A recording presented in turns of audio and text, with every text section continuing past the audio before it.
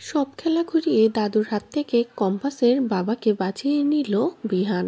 হ্যাঁ বন্ধুরা, কম্পাসের আগামী চমকে আমরা ঠিক এমনটাই দেখতে চলেছি। একটার পর একটা নোংরা খেলা খেলছে যেমন দাদু তেমনই মোনালিসা। মোনালিসা কোনোভাবেই বিহান আর কম্পাসকে এক হতে দেবে না, তাই এতদিন যা কিছু করেছে তার সবকিছু ছাড়িয়ে এবার কম্পাসের চরিত্রটা খারাপ সেটা প্রমাণ করে দিল বিহানের সামনে।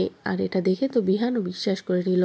একটা মিথ্যে ভিডিও ওকে বিশ্বাস করে কম্পাসকে কথাও শুনিয়ে দিল বিহান, যে সময়টা কিনা কম্পাসের সব থেকে দরকার ছিল বিহানের। কম্পাস ভেবেছিল বিহান তার পাশে দাঁড়াবে, এই সময়টায় বিহান তার পাশে দাঁড়িয়ে তার বাবাকে খুঁজতে সাহায্য করবে, কিন্তু সেই বিহান যখনই এমন কথা শুনিয়ে দিল তখন কম্পাসও ভেঙে পড়লো। এদিকে দাদু তো জানতে পেরেছে যে কম্পাস তার বাবাকে খুঁজছে, যে কোনো সময় তার বাবাকে পেতে পারে, তাই কম্পাস তার বাবাকে দেখার আগেই দাদু হসপিটাল থেকে তাড়াহুড়ো করে অপারেশন করে কম্পাসের বাবাকে সরিয়ে দেওয়ার প্ল্যান করে ফেলে। এমনকি যখনই কম্পাসের বাবাকে নিয়ে যেতে যাবে ঠিক সেই মুহূর্তে সেখানে হঠাৎ করে বিহান এসে হাজির হয়।